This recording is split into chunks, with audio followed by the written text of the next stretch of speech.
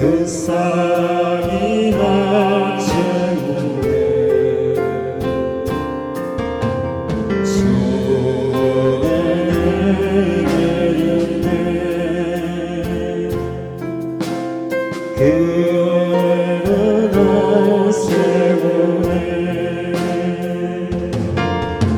세상 소망은 사라져가 주의 사랑은 끝이 없으니 사랑하는 모든 순간이 주의 이름 나는 믿네. 주 나의 모습 보네. 주 나의 모습 보네. 나의 맘 보시네. 주 나의 눈물 안에 홀로 울던 날 하시네. 주 사랑 내게 있네. 주 사랑 내게 있네. 그 사랑이 날 채우네. 주는 내게 있네. 그 은혜로 날 세우네. 세상 소망 다 사라져가 주의 사랑은 끝이 없으니 살아가는 모든 순간이 주의 이름 나는 믿네.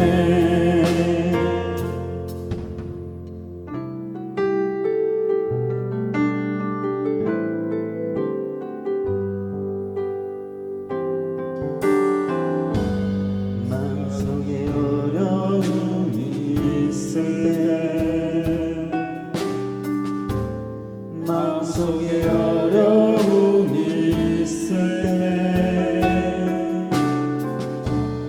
마음속에 어려움이 있을 때 주님 내게 먼저 오사 내 마음을 만지고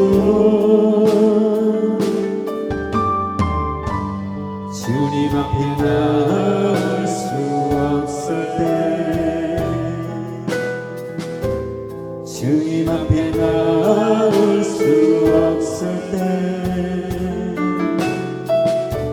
주님 앞에 나올 수 없을 때 주님 날 먼저 하시네.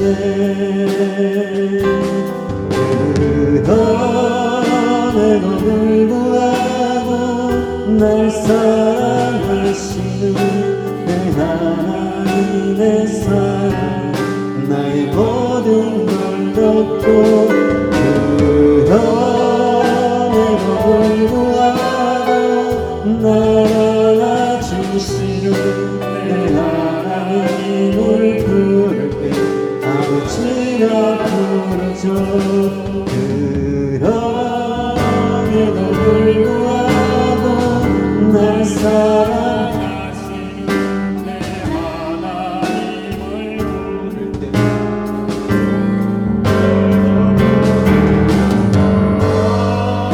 그럼에도 불구하고 날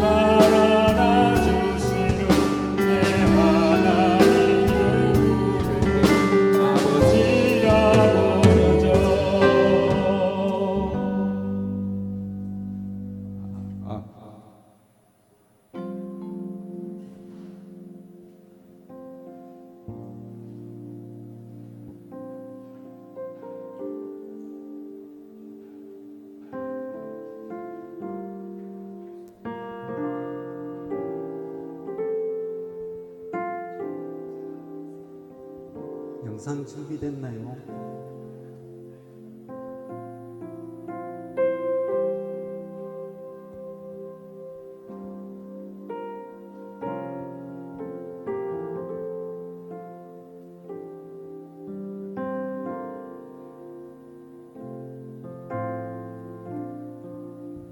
이 시간도 찬양으로 예배를 올리겠습니다. 원하고 바라고 기도합니다.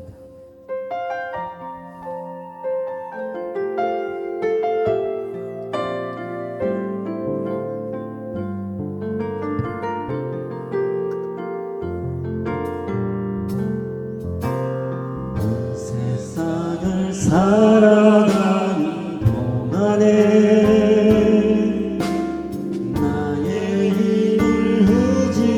수 없으니 기도하고 낙심하지 말 것은 주께서 참 소망이 되시니라. 이 세상을 살아가는 동안에 나의 힘을 의지할 수 없으니 기도하고 낙심하지 말 것은 주께서 참 소망이 되시니라. 하나님의 꿈이 나의 비전이 되고 예수님의 성품이 나의 인격이 되고 성령님의 권능이 나의 능력이 되길 원하고 바라고 기도합니다. 주의 길을 걸어가는 동안에 세상에 더 의지할 수 없으니 감사하고 낙심하지 말 것은 주께서 참 기쁨이 되시리라. 주의 길을 걸어가는 동안에 세상에 더 의지할 수 없으니 감사하고 낙심하지 말 것은 주께서 참 기쁨이 되시리라. 하나님의 꿈이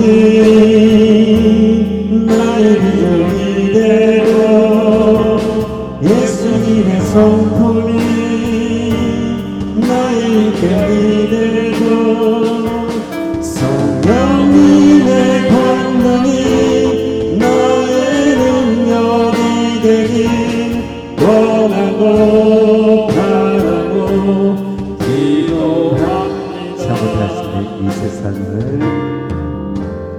이 세상을 살아가는 동안에 나의 힘을 의지할 수 없으니 기도하고 낙심하지 말 것은 주께서 참 소망이 되시리라. 이 세상을 살아가는 동안에 나의 힘을 의지할 수 없으니 기도하고 낙심하지 말 것은 주께서 참 소망이 되시리라. 하나님의 꿈이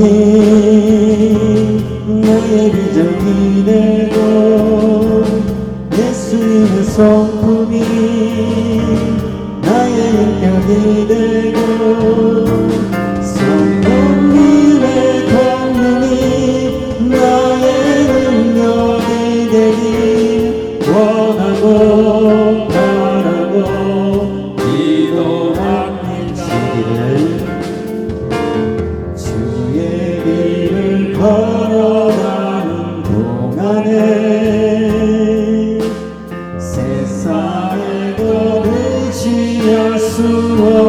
없으니 감사보다 심하지 말 것은 주께서 참 기쁨이 되시리라. 하나님의 꿈이 나의 비전이 되고 예수님의 성품이 나의 인격이 되고 성령님의 권능이 나의 능력이 되길 원하고 바라고 기도하나님의 품이 하나님의 품이 나의 비전이 되고 예수님의 성품이 나의 인격이 되고 성령님의 권능이 나의 능력이 되길 원하고 바라고 기도 하나님의 꿈이 하나님의 꿈이 나의 비전이 되고 예수님의 성품이 나의 인격이 되고 성령님의 권능이 나의 능력이 되길 원하고 바라고 기도합니다. 나의 모습 보네 사는 나의 맘 보시네 주 나의 눈물 안에 홀로 울던 맘 아시네 주 사랑 내게 있네 그 사랑이 나 채우네 주는 내게 있네 그 은혜로 날 세우네 세상 소망 다 사라져가도 주의 사랑은 끝이 없으니 살아가는 이 모든 순간이 주의 힘을 나는 믿네 나의 모습 보네 주 나의 모습 보네 사는 나의 맘 보시네 주 나의 눈물 안에 홀로 울던 맘 아시네 주 사랑 내게 있네 주 사랑 내게 있네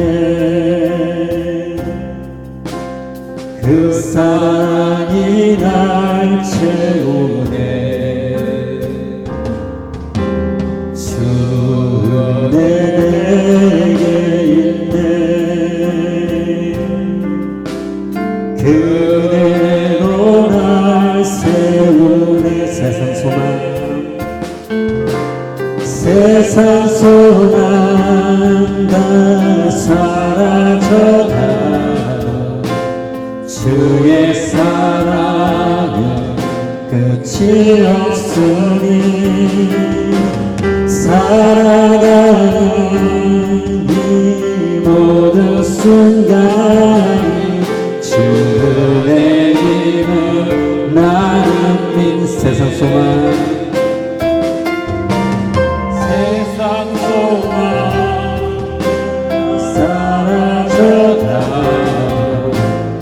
주의 사랑은 끝이 없으니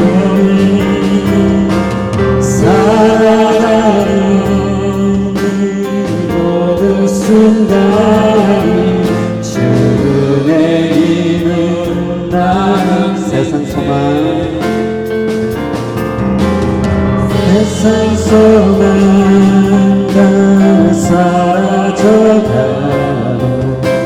주의 사랑에 끝이 없으니 살아가는 이 모든 순간이 주의 힘을 나는 믿네. 주 나의 모습 보네. 주 나의 모습 보네. 사랑의 맘 보시네. 주 나의 눈물 안에 홀로 남나시네. 주 사랑 내게 주 사랑 내게 있네. 그 사랑이 날 채우네. 주 내게 있네. 그 은혜로 날 세우네. 세상 소망 다 사라져가도 주의 사랑은 끝이 없으니 살아가는 이 모든 순간에 주의 힘을 나는 이 세상 소망 세상 소망 다 사라져가도 주의 사랑은 끝이 없으니 살아가는 이 모든 순간이 주의 힘을 나는 믿네. 모두 자리에서 나가셔서 하나님 경배를 원합니다. 완신의 하나님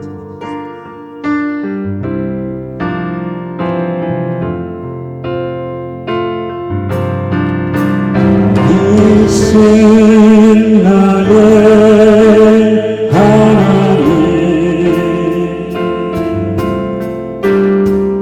내가 주를 높이고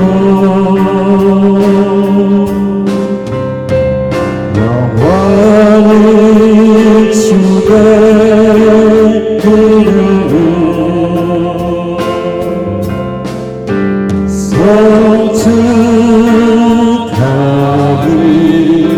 송축하리이다.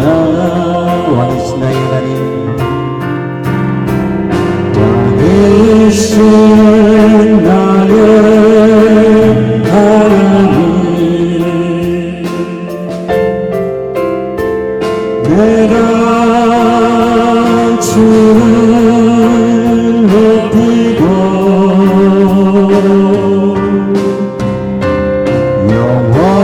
영원히 주의 이름을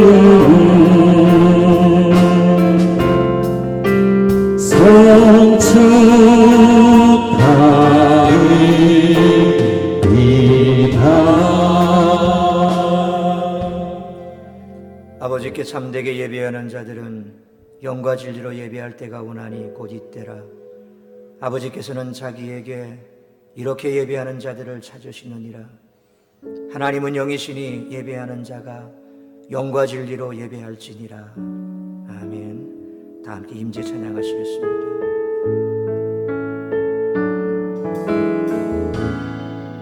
하늘의 문을 여소서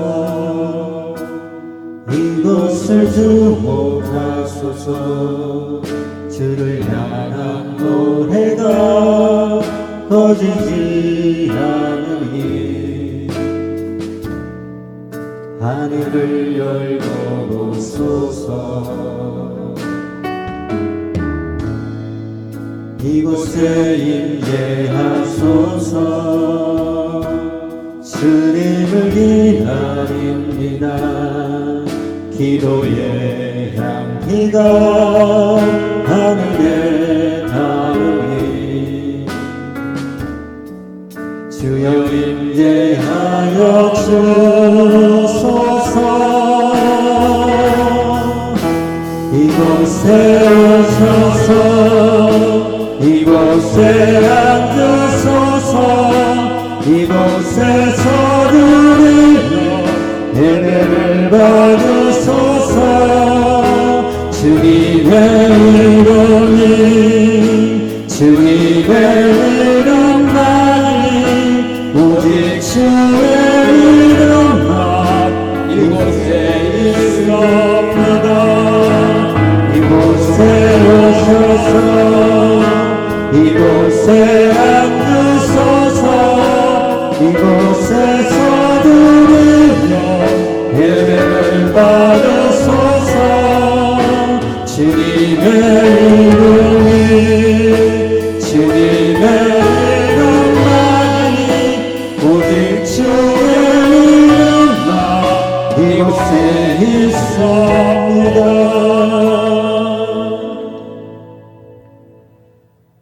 다같이 세번역 사도신경으로 신앙 고백하도록 하겠습니다. 나는 전능하신 아버지 하나님 천지의 창조주를 믿습니다. 나는 그의 유일하신 아들 우리 주 예수 그리스도를 믿습니다. 그는 성령으로 잉태되어 동정녀 마리아에게서 나시고 본디오 빌라도에게 고난을 받아 십자가에 못 박혀 죽으시고 장사된 지 사흘 만에 죽은 자 가운데서 다시 살아나셨으며 하늘에 오르시어 전능하신 아버지 하나님 우편에 앉아 계시다가 거기로부터 살아있는 자와 죽은 자를 심판하러 오십니다. 나는 성령을 믿으며 거룩한 공교회와 성도의 교제와 죄를 용서받는 것과 몸의 부활과 영생을 믿습니다. 아멘. 교독문 105번 감사절 1번 교독하도록 하겠습니다.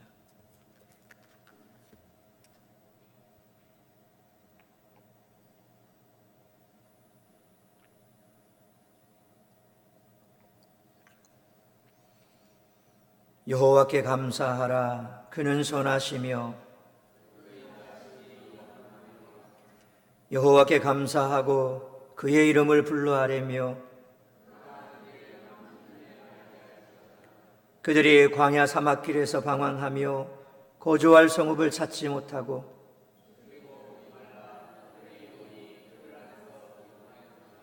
이에 그들이 근심 중에 여호와께 부르짖으매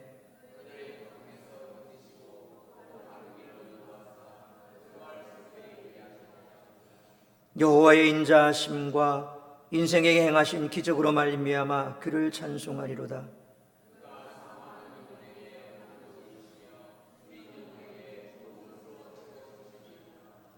아멘. 자리에 앉으셔서 찬송가 588장 찬송하시겠습니다.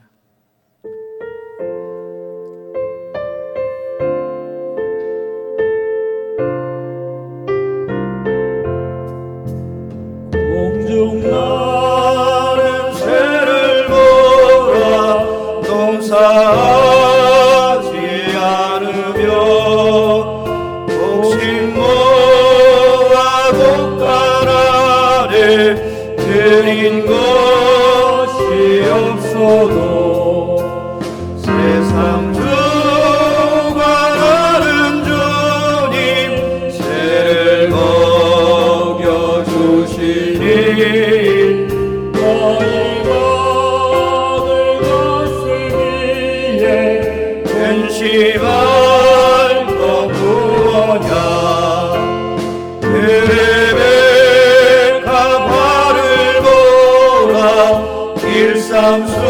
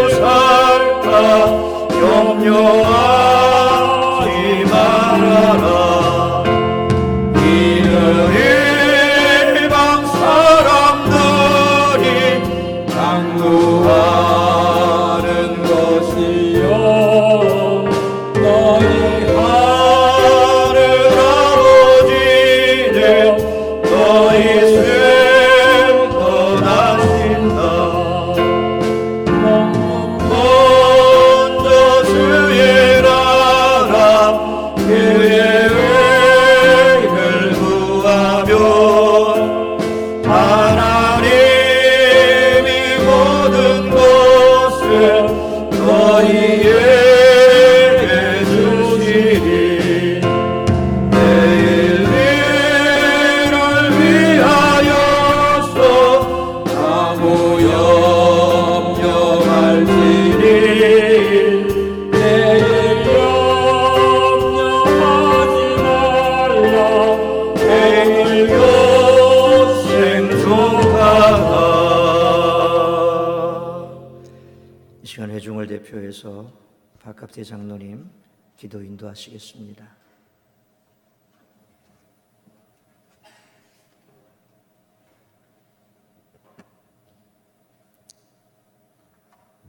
기도드리겠습니다.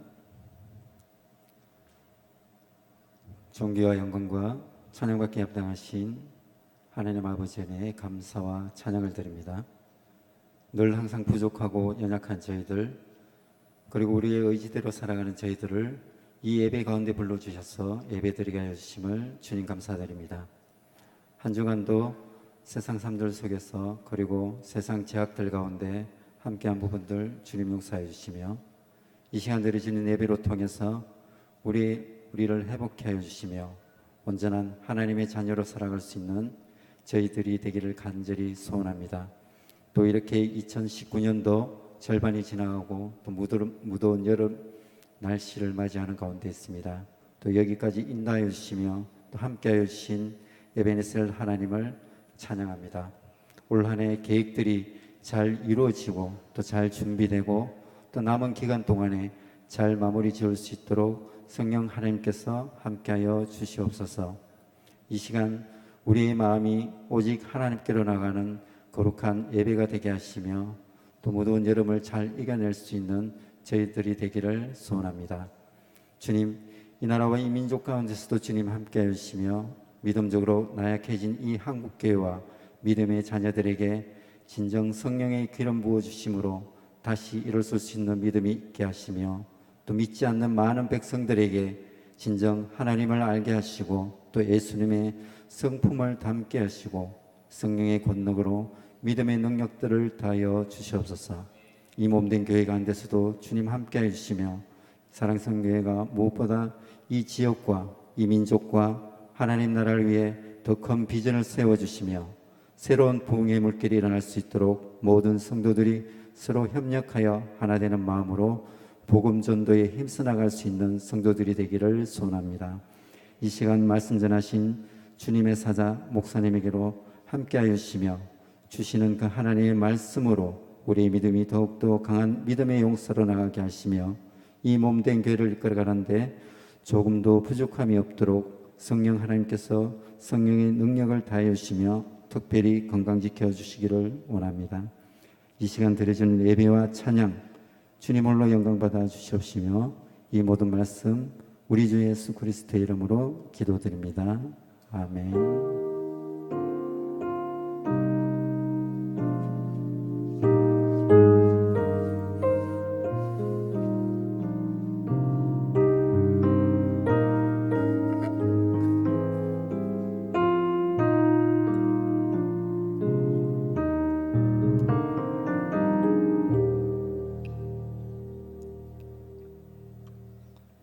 교회 소식을 전해드리도록 하겠습니다.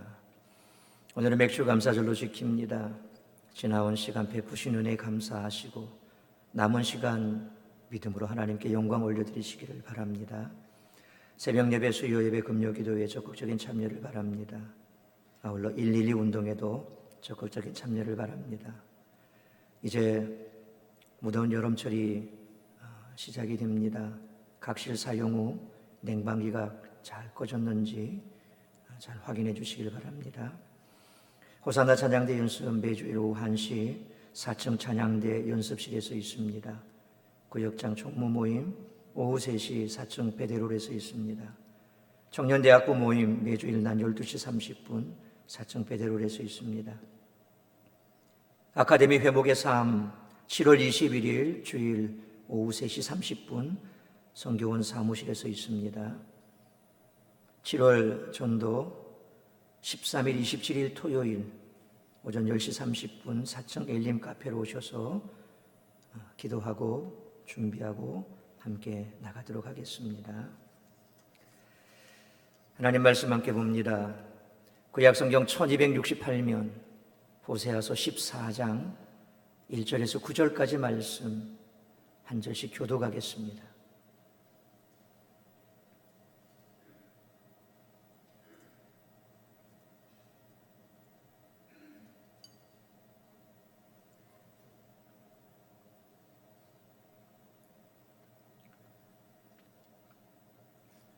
호세아서 14장 1절에서 9절까지 말씀 우리 한 절씩 교독합니다. 이스라엘아, 내 하나님 여호와께로 돌아오라. 내가 불의함으로 말미암아 엎드려졌느니라.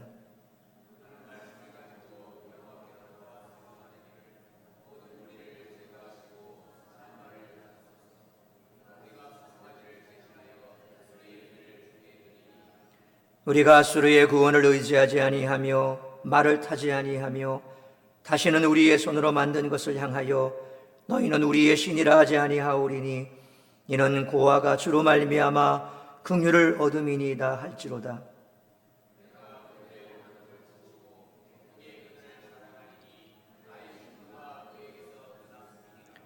내가 이스라엘에게 이슬과 같으리니 그가 백합화 같이 피겠고 레바논 백향목 같이 뿌리가 박힐 것이라.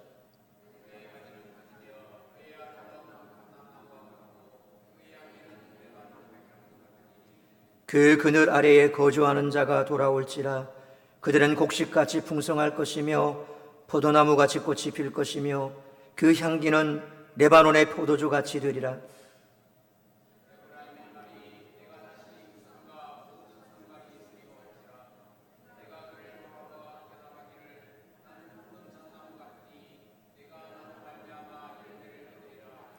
구절같이 읽습니다. 누가 지혜가 있어 이런 일을 깨달으며 누가 총명이 있어 이런 일을 알겠느냐. 여호와의 도는 정죄가니 의인은 그 길로 다니거니와 그러나 죄인은 그 길에 걸려 넘어지리라. 아멘. 기도하겠습니다. 살아계신 아버지 하나님, 은혜와 사랑을 감사합니다. 2019년 시작한 지가 엊그제 같은데 벌써 반년의 세월이 지났습니다. 돌이켜보면 이 반년의 세월 동안 우리가 받은 은혜가 참으로 크고 놀랍습니다. 그럼에도 불구하고 우리는 여전히 그 은혜에 감사하기보다는 오늘 내게 필요한 것만 구하는 어리석은 인생을 살아갈 때가 많습니다. 바라옵기는 남은 이제 시간 받은 것에 감사하고 더 큰 하나님의 은혜에 내가 무엇으로 보답할까 하는 마음으로 주신 사명, 직분 잘 감당하는 그런 삶을 살아갈 수 있도록 성령 하나님 붙들어 주옵소서. 이 시간에도 말씀 앞에 섰사오니 말씀하시는 주의 음성 듣고 아멘으로 화답하며 내게 남은 시간 이제 하나님 영광 위하여 달려가는 그런 삶을 살아가겠노라 결단하는 시간 될 수 있도록 붙들어 주시옵소서. 이 모든 말씀 우리 구주 예수 그리스도 이름으로 기도하옵나이다. 아멘. 오늘은 맥주 감사절입니다. 맥주라 그러면 이스라엘 백성들이 광야에서 처음 밀을 수확하고 하나님 앞에 감사 드렸던 그런 절기가 맥주절입니다. 흔히 우리가 맥주 그러면 보리 수확이라 생각하는데 어떤 헌금 봉투에 보면 보리가 이렇게 있습니다. 보리가 아니고 밀입니다. 밀. 대맥이라 그러죠, 밀을. 그리고 보리는 소맥이라 그럽니다. 우리가 유교를 지나고 나서도 사실 춘궁기라 그럽니다. 봄이 됐을 때, 겨울을 지나고 봄이 됐을 때 보리가 다 연글기도 전에 먹을 것이 없으니까 연글지도 않은 그 보리를 걷어서 먹어야 할 그런 때도 있었습니다. 그런데 지금은 그렇지가 않죠. 너무 많이 먹어서 그걸 빼야 되기 때문에 좌우로 흔들어대는 그런 시대입니다. 이제는 못 먹어서 굶주리지는 않습니다. 근데 중요한 것은 육체는 그렇게 많이 먹고 건강한데 과연 우리의 영은 어떤가? 우리의 영이 육체와 같이 그렇게 강건하고 그리고 풍성하고 줄이지 아니하고 또 목마르지 아니한가? 오늘 이 맥주절을 맞아서 다시 한번 돌아보는 시간 될 수 있기를 축원합니다. 또한 오늘 예배 오신 성도님 한 사람 한 사람 모두에게 이슬 같은 하나님의 은혜가 임하시기를 또한 축원합니다. 사람은 하나님의 형상을 따라 지음을 받았습니다. 따라서 모든 사람은 그가 인정하든 안 하든 그의 내면 깊은 곳에는 창조주 하나님을 향한 마음이 있습니다. 하나님을 찾고자 하는 강한 열망이 우리 인간 속에는 있다는 것입니다. 그런데 죄가 이것을 가로막고 있습니다. 사람이 범죄하면서 하나님을 떠났습니다. 그리고 사람이 하나님을 떠나면서 고통과 죽음이 왔습니다. 그렇기 때문에 모든 인생은 하나님을 찾아야 합니다. 사람이 하나님을 찾으면 살 길이 열립니다. 하나님께서 수많은 선지자들을 통하여 범죄한 인간들에게 들려주신 말씀이 있습니다. 여호와를 찾으라. 그리하면 살리라. 여러분들이 오늘 아무리 어둡게 왔고 힘들게 왔고 답답함으로 왔다고 할지라도 하나님을 찾으십시오. 하나님을 붙잡으십시오. 그러면 살 것입니다. 기억하십시오. 하나님께서 내 인생에 개입하시면 역사는 반드시 일어납니다. 하나님께서 나를 만져주시면 내 안에 있는 어떤 고민과 염려도 다 해결받게 될 것입니다. 그러므로 오늘 이 시간 예배를 드리다가 하나님의 손길을 느낄 수 있기를 축원합니다. 말씀을 듣다가 하나님의 음성을 들을 수 있기를 축원합니다. 내 영혼과 육체를 만지시는 하나님의 손길을 통해 영혼이 새롭게 되고 육체의 고통이 떠나가는 체험들이 일어나기를 주의 이름으로 축원합니다. 범죄한 인간들의 특징은 한마디로 하나님을 향한 반항이다, 그렇게 말할 수 있습니다. 아담으로부터 타락한 인간은 본성적으로 하나님의 뜻을 거역하려고 합니다. 그래서 하나님을 떠나 자기의 길로 가기를 좋아합니다. 자신의 의지를 따라서 자기의 길을 가는 것은 인간의 자유입니다. 그러나 그 길에 대한 심판의 결과는 결코 자유가 아니라는 사실을 우리는 잊어서는 안 될 것입니다. 성경은 말씀합니다.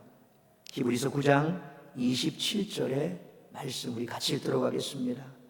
한번 죽는 것은 사람에게 정해진 것이요 그 후에는 심판이 있으리니. 아멘입니까? 아멘입니까? 그렇습니다. 우리는 언제나 마지막 날 주 앞에 섰을 때 심판의 그 하나님의 심판대 앞에 서게 됨을 우리는 기억해야 됩니다. 오늘의 삶이, 오늘의 평안함이, 오늘의 믿음이 심판날까지 끝까지 이어질 것이다라고 자부해서는 안 됩니다. 선자는 넘어질까 조심하라 그랬습니다. 언제나 우리는 내일 내가 주님 심판대 앞에 설 줄 모른다. 주님 언제 이 땅에 다시 올 줄 모른다. 매일매일 주님 이 땅에 다시 오심을 기억하고 반드시 나 또한 주의 심판대 앞에 서야 할 날이 올 것이다라는 사실을 기억하는 것이 중요합니다. 그런데 미련한 우리 인간들은 이 사실을 너무 자주 잊어버립니다. 마치 물이 데워지는 가마솥 안에 있는 개구리처럼 처음에는 따뜻하니 참 헤엄치기 좋지요.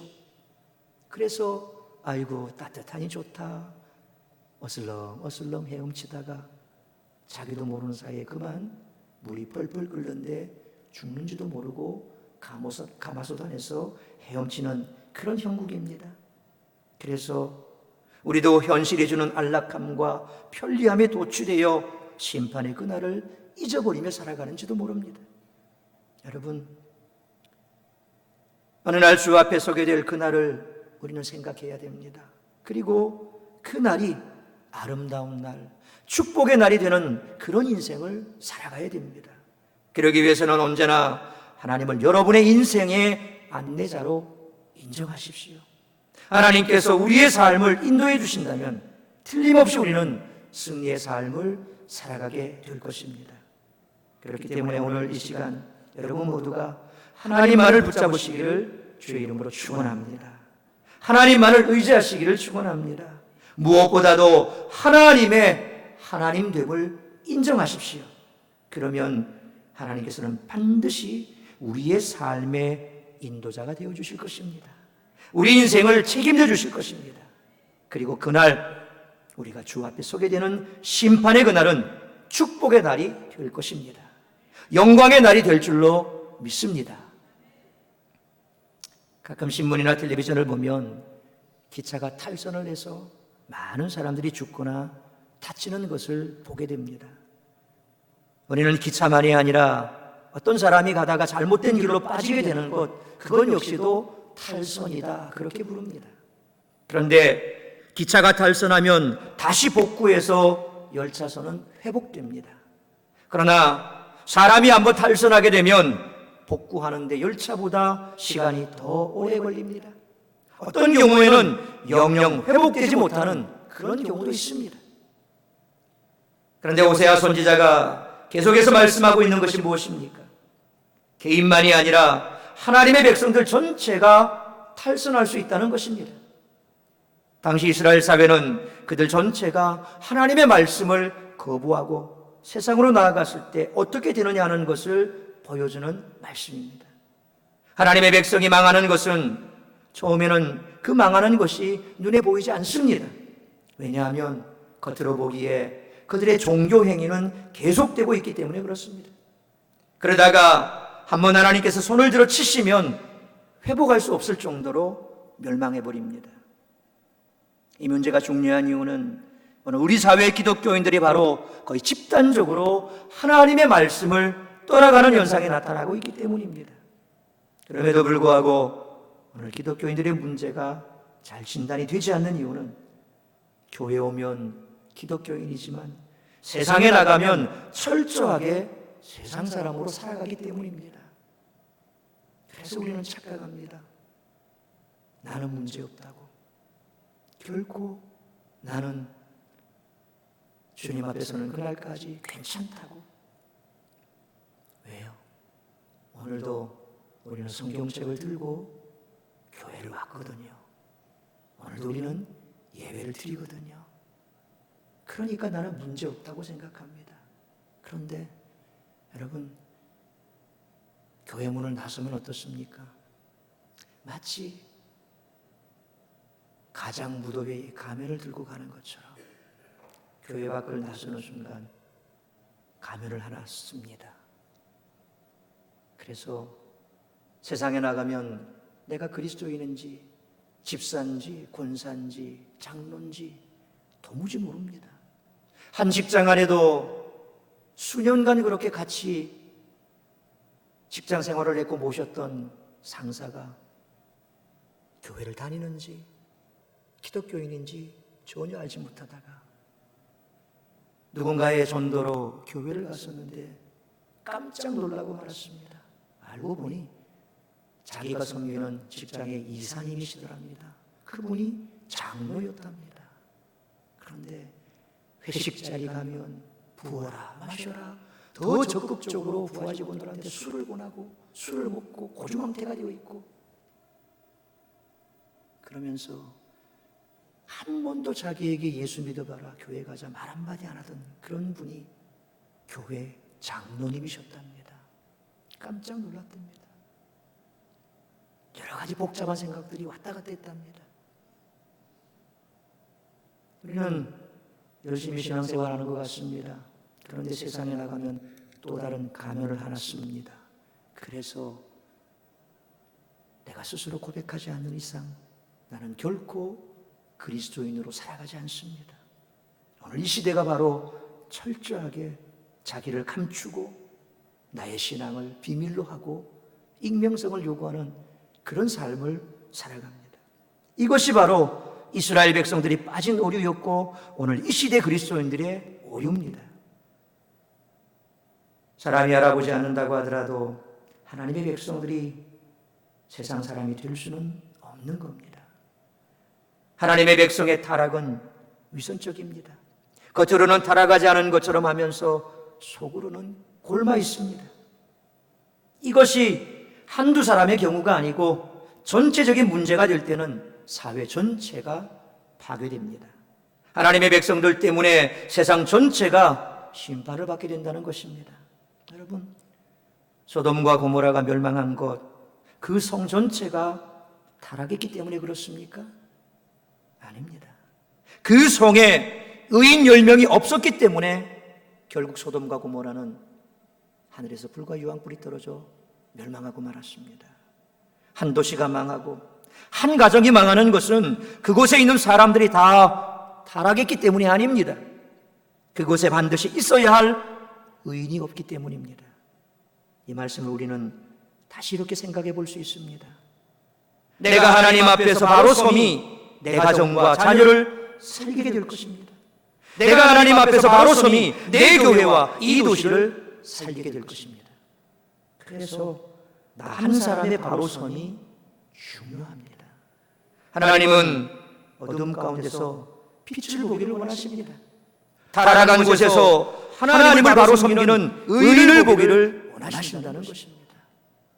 아무도 예배하지 않는 그곳에 우리가 예배하고, 아무도 기도하지 않는 그곳에서 우리가 기도하면 그 땅은 고쳐집니다. 그러나 우리도 예배하지 아니하고 우리도 기도하지 아니하면 결국 망하고 만다는 겁니다. 오늘 본문의 말씀은 이미 이스라엘의 멸망을 전제로 하고 있습니다. 실제로 이스라엘은 아수르의 공격으로 망합니다. 주전 721년 그들은 결국 남유다보다 먼저 망하지요. 대형 박물관에 아시리아관, 아수르관에 가보면 아수르 사람들이 이스라엘을 멸망시키면서 사람들을 어떻게 죽였는지 벽화로 남아 있습니다. 당시 역사를 보면 이 아시리아 민족들은 대단히 고전적이고 그리고 굉장히 잔인합니다. 그래서 이 아수르 제국이, 아시리아 제국이 한번 훑고 지나간 곳에는 아무것도 남는지 않다 그랬습니다. 오직 시체만이 거기에 남아 있었습니다. 역사가들은 그렇게 기술합니다. 그만큼 이들은 잔인한 민족입니다. 결국 그들에 의해서 이스라엘은 다 짓밟히지요. 그런데 오늘 본문에서 하나님께서 말씀하시는 것은 언제든지 그들의 마음속에 내가 하나님께 죄를 지었다, 다시 하나님께로 돌아가자 라는 생각이 들기만 하면 바로 주저하지 말고 돌아오라는 것입니다. 왜냐하면 이미 그런 생각이 드는 것 자체가 하나님께서 나를 용서하고 계신 것이며 하나님의 은혜가 임한 표시이기 때문에 그렇습니다. 놀라운 것은 사람이 망할 때에는 끝까지 하나님께 겨루어 보고 싶은 생각이 든다는 겁니다. 갈 때까지 가자. 그래서 끝까지 겨루다가 망합니다. 그런데 은혜가 회복되면 자꾸 하나님께로 돌아가고 싶은 생각이 듭니다. 죄 짓는 생활이 지긋지긋하고 이제 거짓말하는 것도 싫고 정말 깨끗한 모습으로 돌아가고 싶은 마음이 든다는 겁니다. 예수님과 대화하던 수가성 여인, 그는 예수님을 처음 만났을 때 비아냥거리고 빈정거렸습니다. 예수님이 자기에게 말을 거는 것조차도 그는 이해할 수가 없었고 이해하기도 싫었고 모든 사람을 다 거부했던 그런 여인.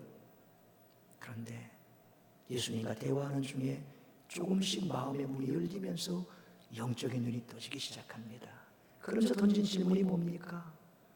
마지막 날이 되면 유대인들은 지금 있는 그곳에서 예배를 드리고 우리는 그리심산에서 예배를 드리는데 어디에서 예배해야 됩니까? 영적인 곳으로 주제가 바뀌지요. 그러면서 자신의 삶을 돌아보게 됩니다. 우리도 마찬가지입니다.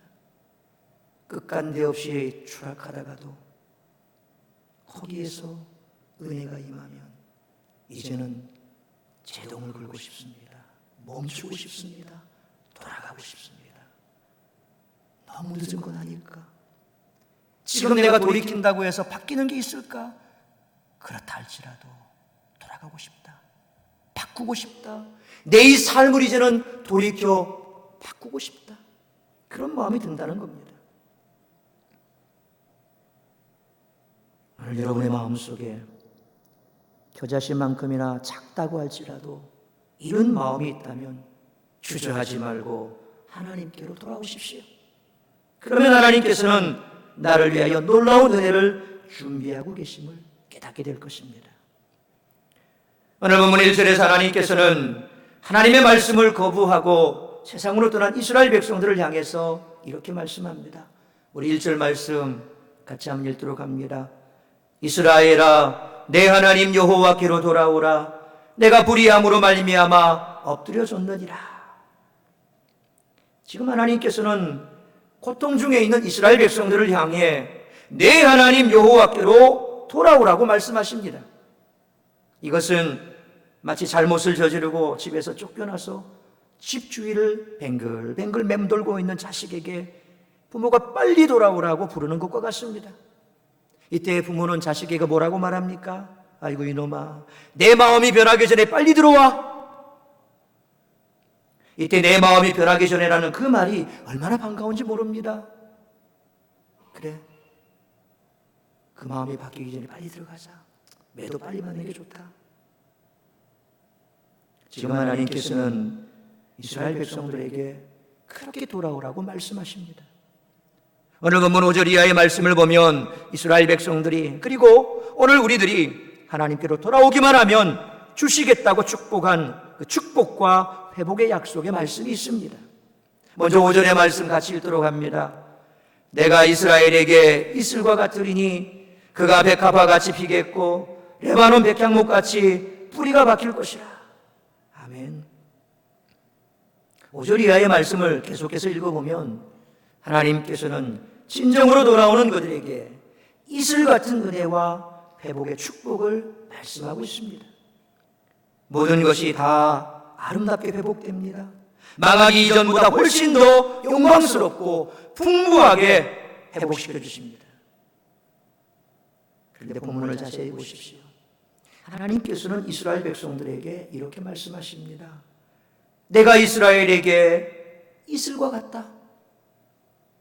우리는 은혜를 베푸시면 폭포수처럼 쏟아부어 주기를 원합니다. 폭포수처럼. 그런데 하나님께서는 이스라엘에게 이슬과 같다고 그랬습니다. 이 말씀의 의미는 그들이 전혀 느끼지 못하는 가운데 조용히 찾아오신다는 그런 뜻입니다. 회복이 되는 것을 잘 느끼지 못합니다. 너무나도 조용히 찾아오셔서 모든 것을 회복시키시는데 회복의 속도가 그렇게 빠르지 않게 느껴집니다. 회복된 이스라엘의 모습은 꽃으로 말하면 백합화와 같고 그 안정성은 레바논 백향목의 뿌리와 같습니다. 가지는 가장 무성한 감람나무와 같습니다. 열매는 곡식처럼 많이 열립니다. 그런데 그렇게 되기까지 금방 그렇게 되는 게 아니라는 겁니다. 어느 본문 6절을 보니까 그 향기는 레바논의 백향목과 같다라고 했습니다. 레바논의 백향목 향기는 교육해서 은근한 가운데 감동을 줍니다. 사도 바울은 우리 그리스도인들을 가리켜서 뭐라고 말합니까? 그리스도의 향기다 그렇게 말했습니다. 이 향기는 거룩한 것, 깨끗한 것, 사랑스러운 것, 의로운 것, 충성된 것, 믿음을 상징하는 것입니다. 향기는 이렇게 인간의 정신을 새롭고 상쾌하게 합니다. 그리고 향기는 끌어당기는 힘이 있습니다. 여성분들이 왜 향수를 뿌립니까? 꽃이 왜 향기가 납니까? 꽃의 향기는 벌을 모으죠. 벌을 모아야, 벌이 와야 이제 거기에서 암술수술 접합이 돼서 열매를 맺게 되는 겁니다. 향기는 끌어당기는 힘이 있습니다. 향기는 보이지 않지만 사방에 퍼집니다. 우리가 하나님의 은혜의 이슬을 맞으면 우리가 있는 곳에 자연히 향기가 퍼지게 됩니다. 무언 중에 가마가 될 것입니다. 그래서 서양 속담에 그리스도인은 불신자들의 성경이다 라는 말이 있습니다. 솔직히 믿지 않는 불신자는 예수가 어떤 분인지 모릅니다. 그들이 기껏 아는 것은 학창시절에 배웠던 예수는 4대 성인 중에 한 사람이다. 공자, 맹자, 석가. 그러니까 이 땅에 와서 좋은 말 많이 했던 사람 중에 하나다. 그 정도로 생각합니다. 그래서 그리스도인들의 생활 모습을 통해서 예수님이 존경을 받을 수도 있고 멸시를 받을 수도 있습니다. 왜 기독교인을 가르쳐서 세상 사람들이 개독교다 그렇게 폄하합니까? 입에 담기조차 부끄러울 만큼 왜 그들은 그렇게 우리에 대해서 모멸감 주는 말을 서슴지 않고 대뱉습니까? 우리가 제대로 잘 살고 있고 말씀대로 잘 살고 있고 그리스도의 향기를 바라고 있다면 왜 우리를 그렇게 말하겠습니까? 예루살렘에 박해가 있어 흩어질 수밖에 없는 상황에서 이제 성도들이 각지에 흩어졌는데 안디옥에 가서 그들이 생활할 때 믿지 않는 이방인들이 그들을 가리켜서 최초로 했던 말이 있습니다. 너희는 그리스도인이라. 너희를 보니까 바로 예수가 누군 줄 알겠다. 너희가 그리스도인이다. 이방 안디옥 교회가 안디옥에 있던 사람들이 거기 있는 그리스도인들을 향해서 너희가 그리스도인이다 그렇게 말했습니다. 우리는 과연 세상 속에서 그리스도인이라는 말을 들을 수 있을까요? 그래서 세상 사람들은 그럽니다. 너나 잘해라.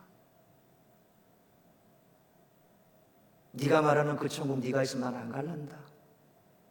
여러분, 가슴을 쳐야 할 일입니다. 어느 신문지상을 도배하는 여러 가지 사건 사고 속에서 눈에 들어오는 십자가를 바라볼 때마다 가슴 아픕니다. 교회가 타락을 하고 성도가 타락을 하고 그런 모습 속에서 과연 예수가 누군가를 세상 사람들은 알까요? 모르지요. 그렇다면 하나님께서 오늘 본문 5절로 6절과 같이 말씀하시는 의도가 무엇입니까? 결국 이스라엘 백성들은 하나님의 말씀 그대로 살아야 가장 위대하고 영향력이 있는 백성이 된다는 그런 뜻입니다. 하나님을 믿는 자들이 하나님을 믿으면서 세상적인 방법대로 살면 둘 다 가질 것 같지요. 그래서 보살님들이 회심하고 교회를 옵니다. 그런데 한동안 초팔되면 절에 가서 등도 달고 주일되면 교회 와서 예배도 드립니다. 왜 그럴까요?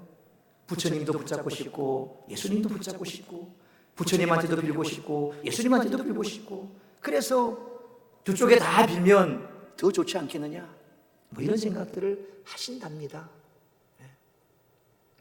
뭐 믿어보신 분들이 그럽디다. 한동안 그래서 초팔되면 등 달고 여기 와서 예배 드리고 그런 거 다 좋잖아. 다 좋습니까?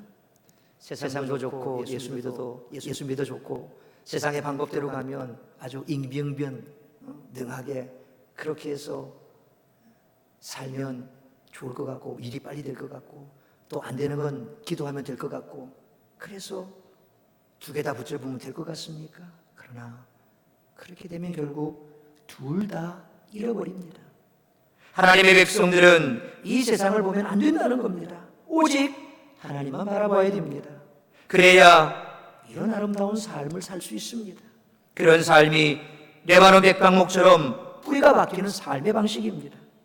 그런 삶은 반드시 향기가 나게 됩니다. 세상도 그 향기로 기쁨을 얻게 됩니다. 다시 말해서 하나님께서 우리에게 원하시는 것은 바로 철저하게 하나님만 의지하는 신앙이라는 것입니다. 그러므로 여러분 모두가 하나님만을 철저하게 의지하시기 바랍니다. 그러면 하나님께서 반드시 여러분을 축복하실 것입니다. 초목이나 곡식이 자라는 데는 반드시 비가 필요합니다. 그러나 정말 필요한 것은 이슬입니다. 우리는 잘 못 느낍니다. 그런데 이 성경에 기록된 이스라엘 백성들이 살고 있는 그 근동지방 황량한 광야입니다. 그런데 광야에도 불구하고 나무가 있습니다. 왜 거기에서 나무가 자랄 수 있을까요? 비가 많이 왔어요. 우기 때 이외에는 비가 안 옵니다. 그래서 사막지대에 와디라고 하는 곳이 있습니다. 와디. 이 와디라고 하는 곳은 물이 지나간 흔적입니다. 우기가 되면 거기로 물이 지나갑니다. 건기가 되면 바짝 말라 있는데 흔적만 남아 있습니다. 그런데 그런 곳에도 불이 있습니다. 어떻게 불이 자랄까요? 바로 이슬 때문입니다. 그래서 성경은 이슬을 은혜로 상징해서 표현하고 있습니다. 신명기 32장 2절에 보니까 내 교훈은 비처럼 내리고 내 말은 이슬처럼 맺히나니 신명기 33장 13절에서는 야곱이 요셉에게 축복의 기도를 드릴 때 이렇게 말합니다. 요셉에 대하여는 일러스되 원하건대 그 땅이 여호와께 복을 받아 하늘의 보물인 이슬이라고 말했습니다. 하늘의 보물인 이슬. 우리에게 이슬 같은 성령의 은혜가 필요합니다. 우리의 심령이 이슬과 같은 하나님의 은혜를 날마다 받아서 윤택해지기를 축원합니다. 하나님 앞에서 회복되고 풍성한 열매를 맺어가는 은혜가 있기를 축원합니다. 여러분, 이슬은 밤에 내릴까요? 낮에 내릴까요? 당연히 밤에 내리죠. 한낮에 이슬 내리면 땡볕에 금방 말라버리죠. 흔적도 없지요. 이슬은 낮에 내리지 않습니다. 밤에 내립니다. 그래서 욥기 29장 19절이 이렇게 말합니다. 우리 화면에 말씀 같이 읽습니다. 내 뿌리는 물로 뻗어가고 이스라엘 내 가지에 밤을 지내고 갈 것이며 내 뿌리는 물로 뻗어가고 이슬이 내 가지에서 밤을 지낸다. 그러니까 뿌리는 계속해서 물을 찾아서 뻗어나가지요. 그런데 그렇다 할지라도 물을 만나지 못하면 말라 죽을 수밖에 없지만 그러나 가지에 밤새 이슬이 맺혀 있습니다. 그래서 그 이슬 때문에 나무가 말라 죽지 않고 버티는 겁니다. 마찬가지로 우리 인생에도 밝고 모든 것이 형통한 낮과 같은 때가 있지만 그러나 때로는 어두운 밤과 같은 역경의 밤, 환난의 밤, 슬픔의 밤, 실패의 밤, 좌절의 밤도 있다는 것입니다. 그런데 인간편에서 보면 지적을 분간할 수 없는 처지요, 희망의 밝은 빛이 보이지 않는 밤이지만 이와 같이 캄캄한 밤이야말로 이슬 같은 하나님의 은혜가 내릴 때라는 사실을 잊지 말아야 됩니다. 그래서 시편 50편 15절에서 시편 기자는 이렇게 고백합니다. 우리 같이 읽겠습니다. 환난 날에 나를 부르라. 내가 너를 건지리니 내가 나를 영화롭게 하리로다. 언제 부르라 그랬습니까? 환난 날에. 기쁠 때는 찬송하면 됩니다. 환난 날에는 뭐 하면 됩니까? 하나님 앞에 부르짖어야 됩니다. 캄캄한 밤에는 유난히도 빛나는 별이 찬란하게 빛나지요. 요즘은 공기가 워낙 안 좋아서 밤하늘 쳐다봐도 별이 그렇게 잘 선명하게 안 보입니다. 흐릿하게 보이죠. 그런데 공기 맑은 저 높은 산 위에 올라가면 그래도 별이 깨끗하게 찬란하게 보입니다. 제가 어릴 때만 하더라도 여름에 시골 바닷가 저희 큰아버님 댁에 가면 이제 저녁을 먹고 평상에 이렇게 앉아서 얘기를 하다가 들어누워서 하늘 쳐다보면 정말 그렇죠. 쏟아질 것 같은 별이 반짝반짝합니다. 조금 더 높은 산에 가면 더 정말 별이 손을 뻗으면 잡힐 것 같은 그렇게 별이 반짝반짝하지요. 마찬가지로 우리의 영혼이 어둠에 처할 때는 하나님의 은혜가 별처럼 빛날 때라는 사실을 믿으시길 바랍니다. 그러한 때가 은혜의 이슬이 우리의 지친 심령에 흠뻑 내리는 축복의 기회인 줄 믿으시길 바랍니다. 그래서 이슬 같은 하나님의 은혜로 다시금 비전을 붙잡고 일어나는 우리 모두가 되시기를 주의 이름으로 축원합니다. 우리 동영상 함께 보시겠습니다.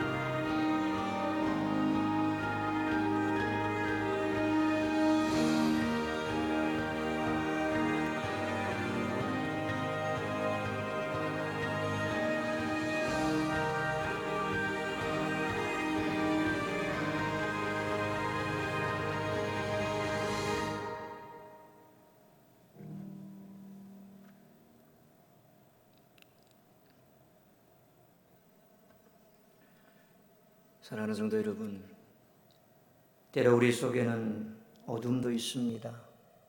혼란도 있습니다. 내가 감당할 수 없는 상황 앞에서 하나님이 하시는 일이 불공평하다고 느껴질 수도 있습니다. 내 머리로는 도저히 이해할 수 없는 것도 있습니다. 방금 동영상으로 보신 윤석원 씨 역시 어쩌면 한때도 그랬을 겁니다. 왜 23살 꽃다운 나이에 이렇게 교통사고로 전신마비가 되어 내 얼굴에 내려앉은 파리 한 마리 쫓지 못하는, 누군가가 도와주지 아니하면 아무것도 할 수 없는, 그래서 27년간 시체 아닌 시체처럼 살아있으나 산 것 아닌 이런 인생, 내가 살아서 무엇하나, 그런 생각도 많이 했을 겁니다. 그런 삶 속에 무슨 감사가 있을 수 있겠습니까? 그런데 하나님의 이슬 같은 은혜가 그의 삶에 내리자 그의 삶이 바뀌고 생각이 바뀌고, 그리고 그의 삶에 감사의 열매들이 맺혀졌다는 것입니다. 이처럼 하나님의 일을 통해서 내 영혼의 날개에 힘을 얻는 것, 그것이 필요합니다. 사람이 정말 그 믿음이 강하여질 때가, 그 믿음의 깊은 울림이 느껴질 때가 잘 될 때일까요? 아니면 어려울 때일까요? 우리는 그저 잘 될 때는 내가 잘나서 잘난 줄 압니다. 하나님의 영광입니다 라고 입술은 고백하지만 내 마음속에는, 그래, 나는 이런 칭찬받아야 돼. 내가 이 칭찬받도록 얼마나 많은 노력을 했어. 그래, 나는 이걸 누릴만 해. 교만해지기 쉽지요. 그것이 지속이 되면 정말 내가 잘난 줄 압니다. 그러나 고난의 때가, 어둠의 때가, 환난의 때가 닥쳐오면, 그 시간이 길어지면 우리는 그때부터 낙심하고 좌절하기 시작합니다. 그리고 심지어 욥처럼 자신의 태어남조차 원망하게 되어 있습니다. 어둠 가운데 있을 때, 환난 가운데 있을 때, 그 영혼의 날개에 우리는 오히려 더 무서운 힘이 생깁니다. 하나님을 바라볼 때, 이슬 같은 하나님을 의지할 때. 그렇기 때문에 낙심하지 마십시오. 염려하지 마십시오. 오늘이 환난과 고난을 통해서 여러분의 영혼의 날개에 힘을 얻으시기를 주의 이름으로 축원합니다. 그러기 위해서는 한밤중에 내리는 이슬처럼 고통 중에서도 변함없이 우리에게 부어주시는 이슬 같은 하나님의 은혜를 간절히 사모하며 그 은혜 위에 내가 늘 머물기로 결단하고 다짐하는 여러분 모두가 되시기를 주의 이름으로 축원합니다. 기도하겠습니다. 거룩하신 하나님, 감사합니다. 우리의 교만, 우리의 무지, 우리의 연약함, 우리의 죄성, 이 모든 것들이 지금도 여전히 우리에게 돌아오라 말씀하시는 그 주님의 말씀에 귀를 기울이기보다는 내가 원하는 삶, 내가 기뻐하는 삶, 세상 가운데서 내 뜻대로, 내가 가지고 있는 그 지식대로, 내 경험대로 그렇게 빠른 결론을 얻기 위해서 세상에서 몸부림치고 방황하고 있습니다. 오늘 호세아 선지자가 멸망을 눈앞에 두고 있는 이스라엘 백성들에게 외쳤던 것처럼 우리 또한 멸망을 눈앞에 두고 백척간두 벼랑 끝에 서 있는지도 모릅니다.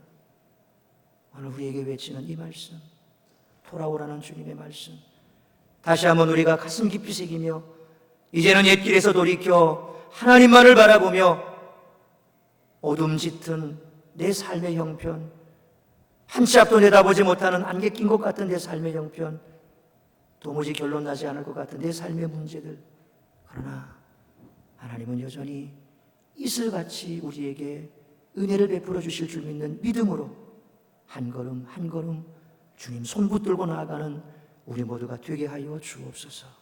우리 교회 될 수 있도록 인도하여 주옵소서. 예수님의 이름으로 기도하옵나이다. 아멘. 찬송가 301장 찬송하시면서 준비하신 예물 하나님 앞에 드리겠습니다.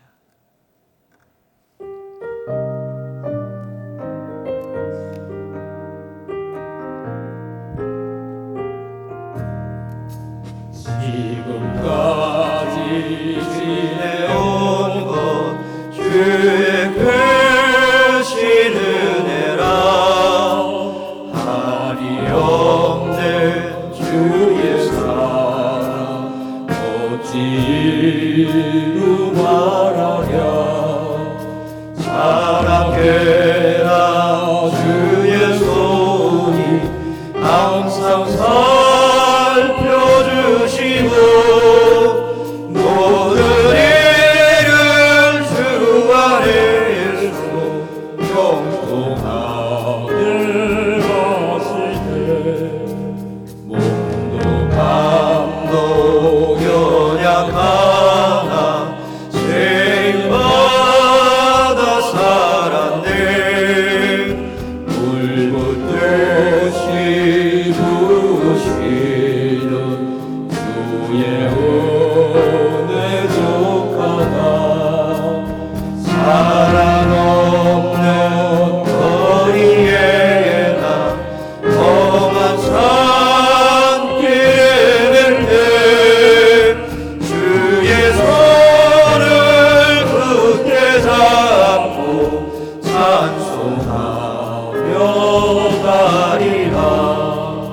주님 다시 되올라니 날로 날로 다가와. 무거운 짐 주께 맡겨 것을 날도 멀다네. 나를 위해 예비하신 고향 집에 돌아가 아버지의 품 안에서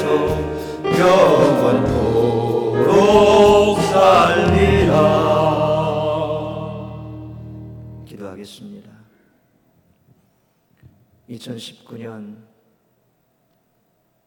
반년이 지나오기까지 우리와 함께 하신 하나님 모든 영광 올려드립니다.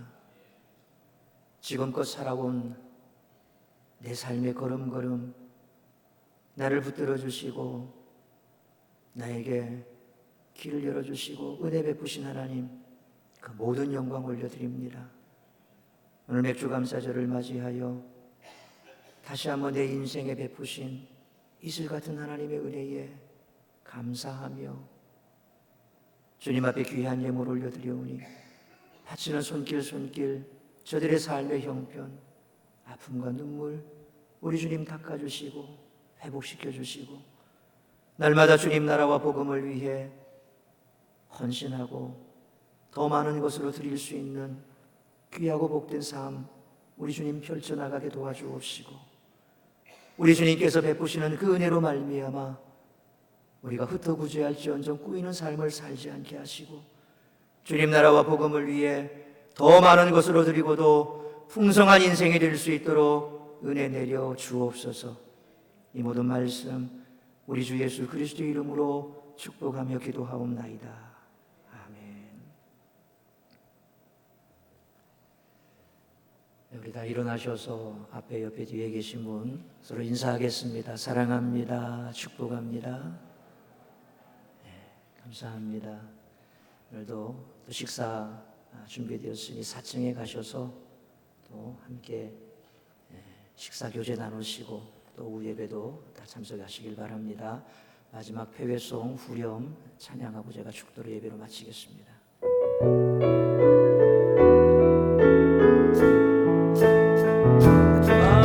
마라나타 마라나타 아멘 주의